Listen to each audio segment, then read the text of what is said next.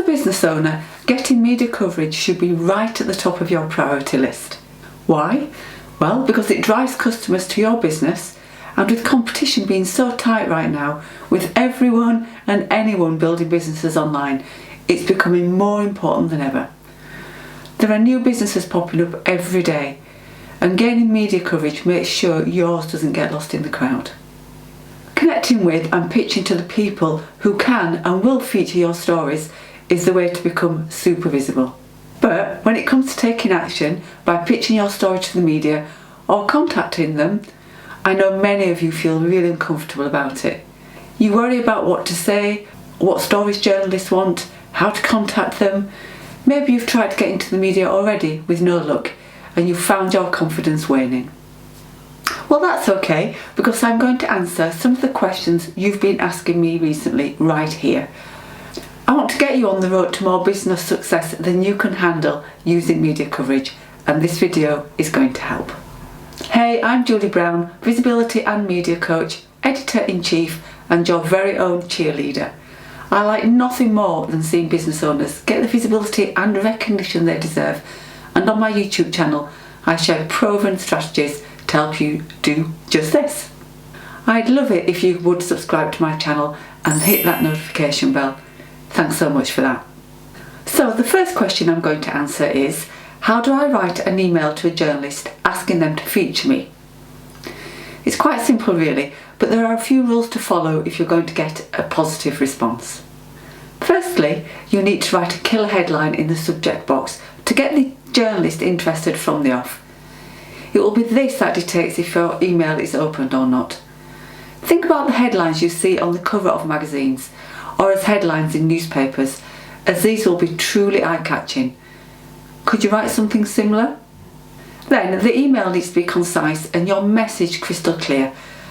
Don't make the journalist work hard to understand what it is you're emailing them about.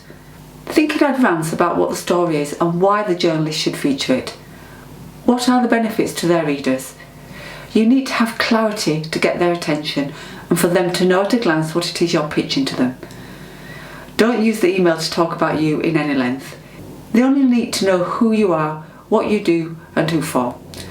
Of course, if the story you're pitching to them is a personal story because you have some experience that will be helpful for their readers to know about, you will talk more about yourself in the email. Otherwise, what I suggest is you simply start by saying hello, using the journalist's name. I would then compliment them on something they have written or on their magazine in general. They are only human after all and will appreciate this.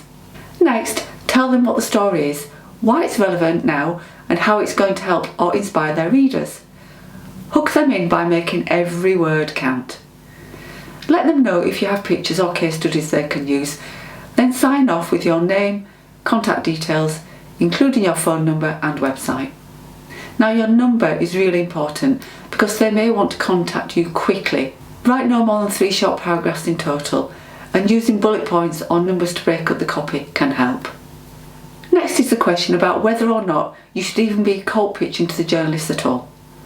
Well, the answer is yes. It's fine to do this, but only if you've followed through on the advice given in question 1 about the right way to pitch an email to them. If you've got a strong story that is useful to the journalist's readers and you haven't spent most of the email talking about yourself, they won't mind at all. I would say here though that if you spend time in advance connecting with the journalists on social media and getting to know their magazine or newspaper inside and out, you'll be much better placed to get a response. It would always be my advice to connect with the journalist beforehand, but don't hold up a good story pitch if you haven't. Send it anyway, as you've got nothing to lose. So next, we're looking at how to find and contact journalists. Well, by far the best place to go for this is Twitter, and I would urge you to open an account even if this is all you use it for. All journalists are on there and you can follow them, engage with their posts and direct message them too if their inbox is open, that is. Every journalist is on here.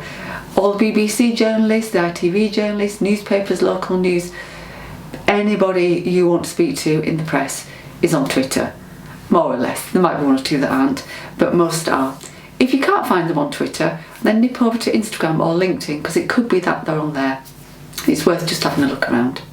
You can Google them too, of course, I find it doesn't take long to track down a journalist's details if I start here.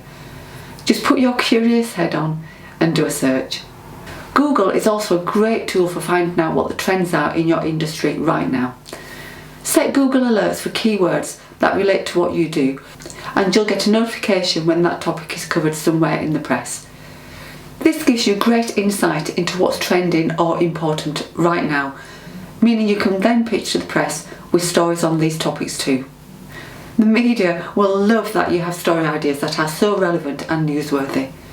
You're adding to their conversation after all, which is great for them because getting different insights to what information they've already got is really powerful. A tip here is to turn on notifications on social media for the journalists you want to work with.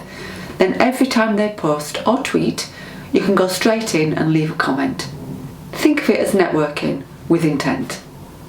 Before I move on to the last question, I wanted to tell you about a webinar I'm running on the 31st of August. That's 2022 if you're watching this in the future. It's called Be a PR Rockstar, and in just 1 hour I'm going to show you why you should be using media coverage in your business in some detail, the easiest strategy to get involved with PR right now, and you could have this in place the very next day, and how your media coverage could go global on autopilot. That's a little insider knowledge right there. At the end of the webinar, you'll have the knowledge you need to start using the media to boost your business, credibility and sales as soon as you want it to. The link to join me is in the description box below, and I would love to see you there.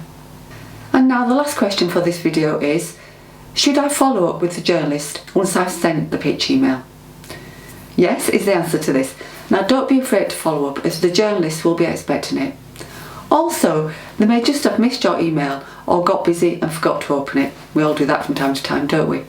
So email and a follow-up could be the nudge they need to take a look. My advice would be to follow up once about a week later, and if you don't get a response after that, then just move on. Another tip is to use email tracking software to check whether the emails are actually being opened. If they are, but you're not getting a response, take a good look at what you're sending in. Try to fathom out why they aren't getting back to you. Perhaps your emails aren't packing a punch, or you're pitching ideas on things they have already covered, or topics that they don't even cover at all. Tweak your email, then try again. If they're not opening your emails, then it's probably because the subject line isn't strong enough to get them interested. So look at that too.